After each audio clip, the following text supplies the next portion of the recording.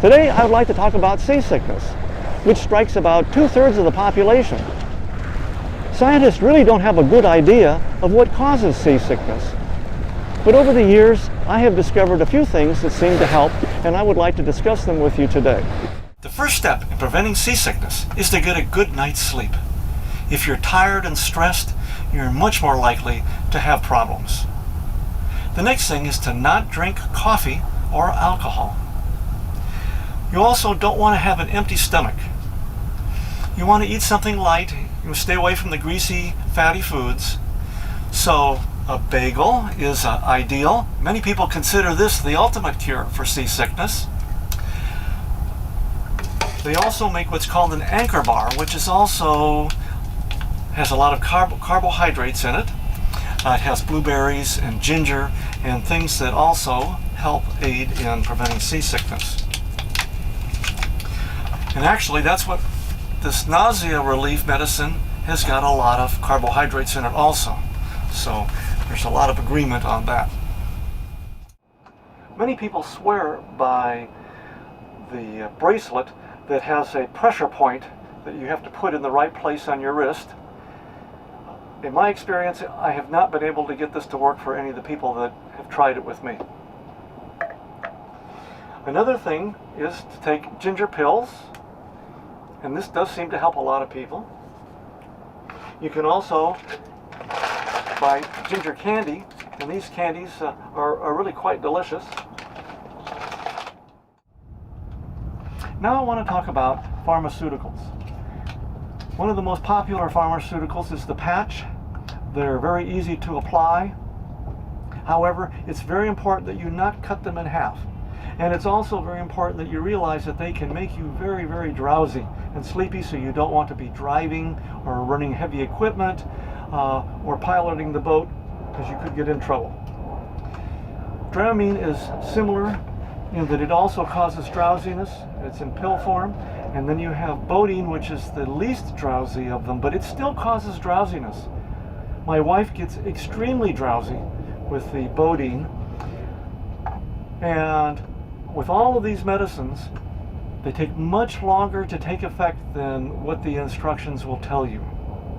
I have found it works best to put the patch on or to take the medicine the night before, rather than trying to take it on the day that you're going out sailing.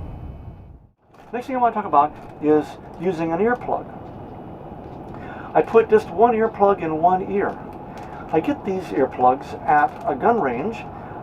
They are very soft and very comfortable to wear, but they are totally airtight, so they really block the sound in the air.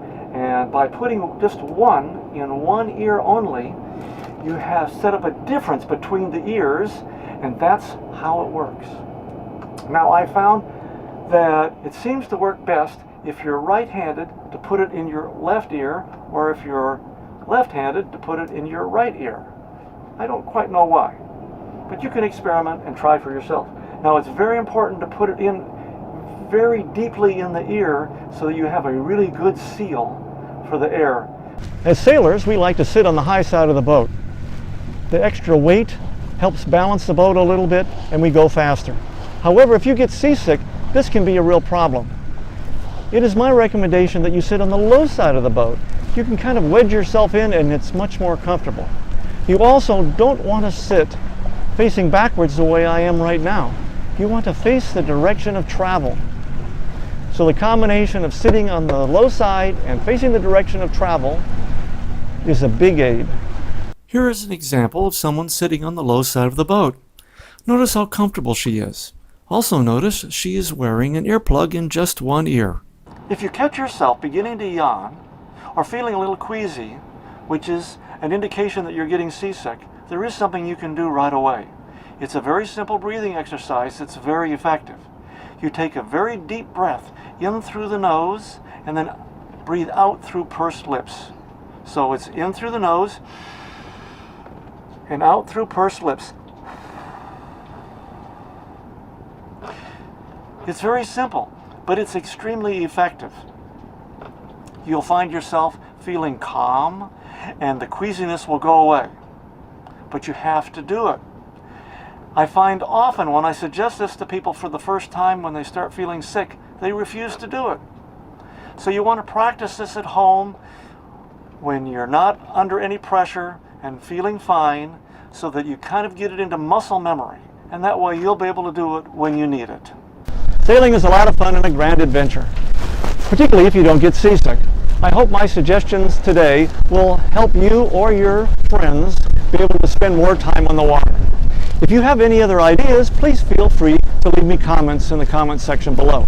And also check out CaptainLang.com for a complete list of all sailing tutorial videos. Thank you.